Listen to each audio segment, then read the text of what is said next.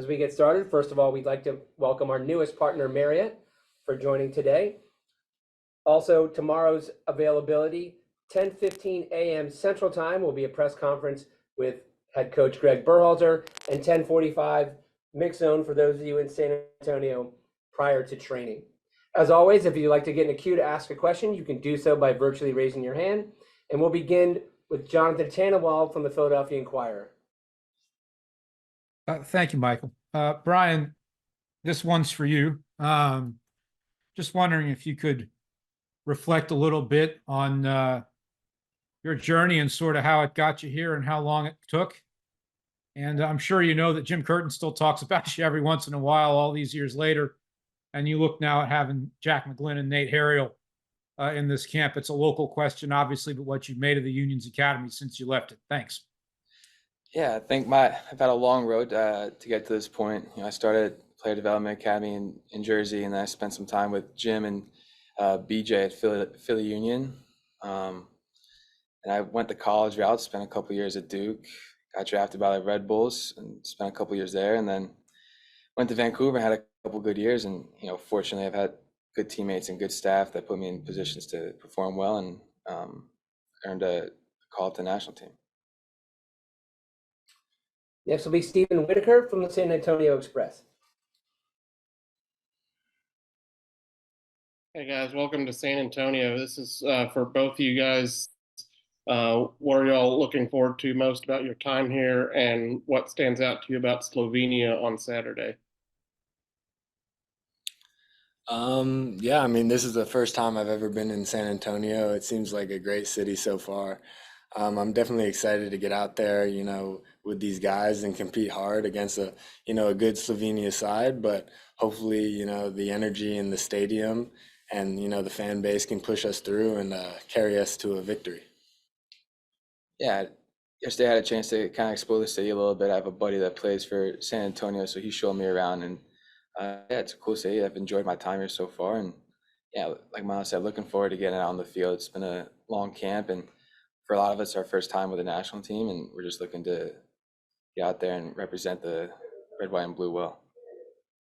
Should mention that Toyota Field, the home of the United Soccer League championship team, San Antonio FC, will be sold out for Saturday afternoon's match.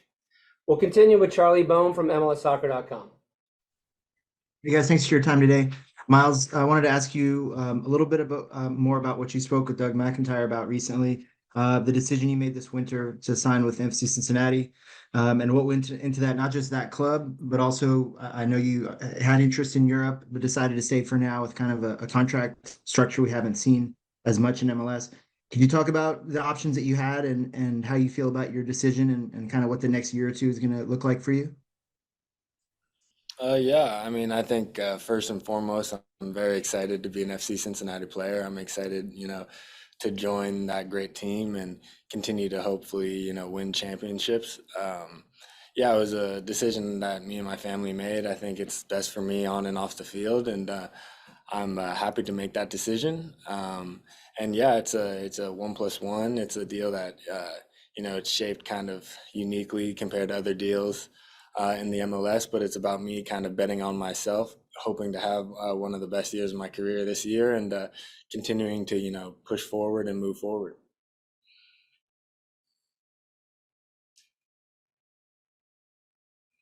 Our next question comes from Har Johal. Hi, Ryan. It's Har in Vancouver. It's really nice to see you. Can you let the U.S. fans know a little bit about your game, what you're all about here in Vancouver? Just kind of describe what you're doing on the pitch to them, maybe if they're unfamiliar with what you're all about. And thank you. Yeah, I think the style of play, I like to create a lot of problems for defenders, whether that's being physical and making runs in behind, pressing well when they're on the ball, and just trying to make their lives as difficult as possible. And then offensively, just getting in the box and sniffing out moments to get in front of goal and have my opportunities. Again, if you'd like to ask a question, you can get in the queue by virtually raising your hand. We'll continue with Michael McCall.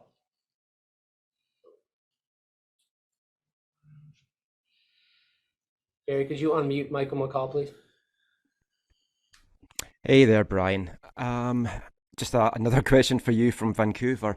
You've had two career seasons now in the last 3 years, getting the reward now with this call up to the national team.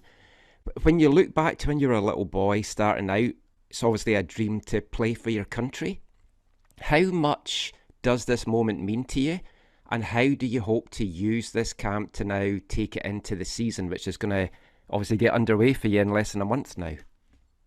Yeah, it's been a long road, I think, to get to this point. You know, growing up, you're always dreaming of playing for your national team at any level. And throughout my youth, you know, I was on the outside looking in at all the youth camps, and recently watching people get called into the full national team camps and just waiting for, you know, one opportunity to be able to show what I can do, how I can play. And yeah, I'm looking forward to getting out on the field and representing the country in a game against Slovenia and hopefully scoring a goal.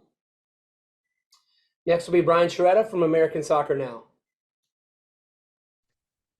Thanks, guys. I'm wondering if you guys could comment on how Esmir Baraktarovic and Caleb Wiley have performed in camp. They're two of the youngest players there. They're both still teenagers.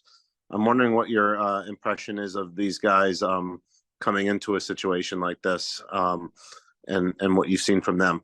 Thanks.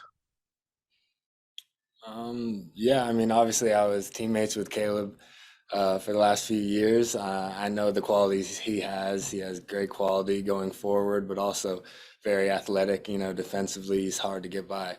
But yeah, he's mature beyond his years, just like Esmir. I think this is the first time I really got to meet him and play with him. He's a great player, very dynamic, likes to get forward, and also, you know, mature, and it seems wise beyond his years. So I'm definitely excited for what they can do in their careers. I think it's just the beginning for both of them, but they definitely have very high ceilings, in my opinion.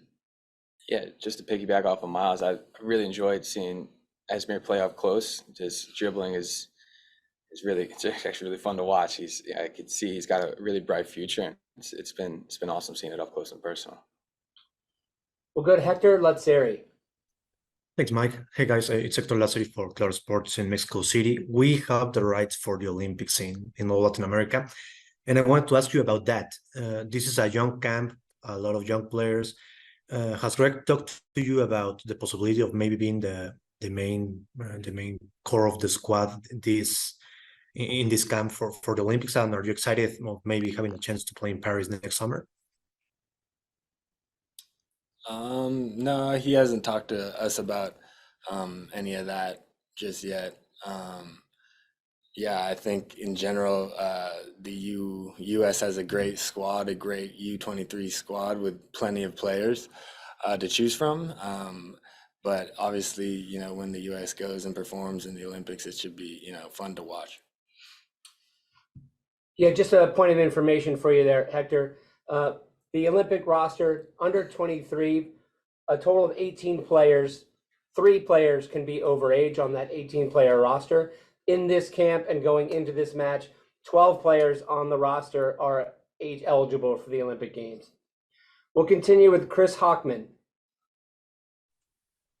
Hi guys, just wanted to ask about how intensity in this training camp has been different from training at your clubs playing MLS level. Yeah, I think it's definitely been intense. I think you have a lot of young, hungry players that want to prove themselves in camp. And so it's, you know, the intensity is ramped up. There's a little bit more fight in these sessions, I think, just because there's a lot more to prove when you come into the national team. And I think it's really helped raise the level. Next will be Manuel Medina. Hi, thank you. This is Manuel Medina from TJ Sports. I wanted to ask you both about Cade Cowell, about his move to Mexican Liga MX. What do you see? Is that a good thing or a bad thing? I'm asking this because a lot of players are going from the US to Europe, but now this guy is going to Mexico, which might be good in the sense that, you know, less trouble when he plays with the US national team or things like that. But what do you see? Is this good or bad? Or maybe, you know, what do you see? What is your opinion? Thank you very much.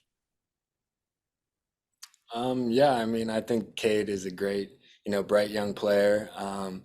his ceiling's very high, and I think he's just getting started in terms of what he can do and what he can produce on the pitch. So I think this is going to be a great move for him. I'm excited to see him thrive over there, and it should be a good time. We'll continue with Jonathan Tannenwald. Thanks, Michael. I know the question just came up about the Olympics and whether Greg had mentioned it to you and sort of whether he had discussed it with you guys, and you sort of indicated that had not happened. But in your own minds and sort of your own motivations, do you think you're pushing, individually, do you think you're pushing for those over 23 slots? Is that something you'd like to do? Thanks. Yeah, I think for me, my motivation coming into camp is just to, perform well, represent myself well, and show the capabilities I have on the field. And, if that leads to something down the road, then that I'll be over the moon happy about that. But for right now, I'm just controlling what I can control on this camp and seeing where that takes me in the future. 2 more questions, continuing with Charlie Bohm. Hey guys, I hope we're not sound like you're nagging, but I did want to see if Miles, if you would also be interested in being an overage player. I'm sure that Copa America has a lot of focus being with the senior team, but wondering if the Olympics is something that you have on your mind.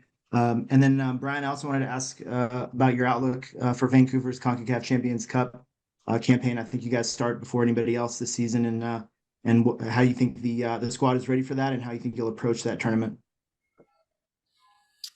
Yeah, I mean, for me, I think I'm really just focused on, this next game, this next session. I'm just trying to get better, on the field, off the field. And I think opportunities like that will come. But as for now, I'm just kind of focused on getting better and not too worried about the future just yet. Yeah, I think for us, for the Whitecaps, it's obviously a tough start to the season. But, we're up for the challenge. I've watched a couple of the video clips from training that they've been sending over from Marbella, so it's looking good. Everyone's getting integrated into our style of play that we want to execute, and should be a fun opportunity for us against Tigres in Victoria. Last question comes from Andrew Jones. Thanks, Michael, and Happy New Year to all 3 of you.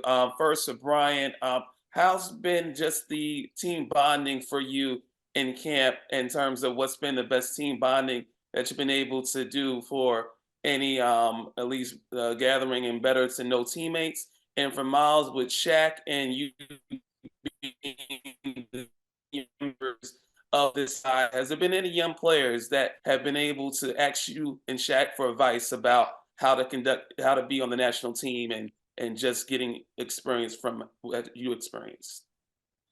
Yeah, for me, it's been a great experience. Obviously, I've played against a lot of these guys a couple of times, so you become, in a way, friends in that sense. But getting to know them more closely through meals and travel and days off, it's been awesome to be able to build those relationships off the field. Yeah, I mean, I think being one of the older guys in this camp, some younger guys may just naturally ask for advice or questions about the team or the culture of the team to me or Shaq. And yeah, just thinking, I think guys like AZ, he always is asking questions, but obviously younger players like Caleb, he's always trying to get better and try to improve.